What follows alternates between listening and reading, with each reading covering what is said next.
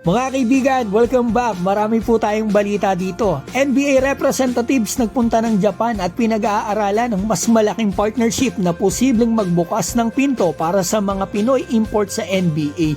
At Arvin Tolentino, 5 teams mula Korea at Japan na nagka-interes. Sinabi pa niya na gusto niyang maglaro ulit sa Gilas. At KQ posibleng maging trainer, ang trainer ni Tyrese Haliburton.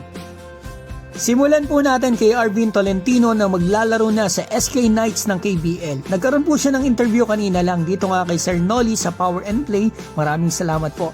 At dito nga po ay nasabi niya na open siya at gusto niyang maglarong muli sa Gilas, Pilipinas. For the national team, are you still open for that? Very, very open, sir.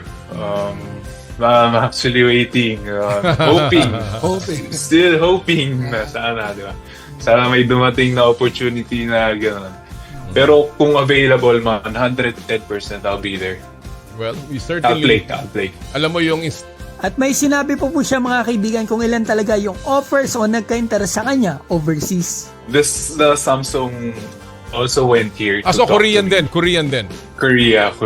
Oo.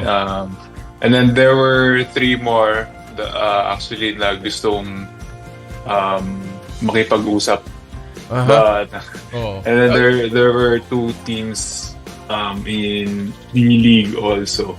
B-League, okay.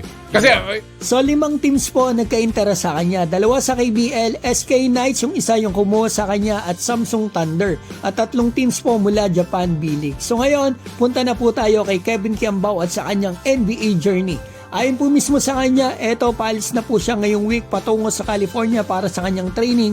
At nasabi na rin po niya before na ito nga trainer niya ay si Chris Johnson pagdating niya doon. Pero may sinabi pa siyang possible trainer niya. Si Chris Johnson. Chris Johnson hopes. And then, if magkaroon ako ng chance, Drew Hanlen, why not? Drew Hanlen? Oh, shit! Tatum trainer pa rin. Tatum trainer. Drew Hanlen, yan po ay isa ding sikat na NBA trainer. Trainer po yan ni Jason Tatum at mga NBA superstar pati na po si Tyrese Haliburton. So in short, high profile, mga top trainer sa NBA ang trainer ni KQ. So ito mga kaibigan, punta naman po tayo sa napakagandang topic na ito. Maraming salamat po sa One Sports at NBA Philippines. NBA exploring bigger partnership with Japan's B-League, potentially opening doors for Filipino imports. The Japan B-League's blooming partnership with the NBA could lead to bigger opportunities for Filipino imports who are looking to get a shot at the association. Kai Soto and other Filipino imports can possibly gain more connection with the NBA through the strategic partnership with Japan's B-League. Nakasulat pa rito mga kaibigan na humanga po ang Deputy Commissioner ng NBA na si Mark Tatum sa pagunlad ng B-League na binanggit pa nga daw po nito na ang mga NBA representative po ay nagpunta pa ng Japan at para manood ng B-League Finals na kakatapos lang.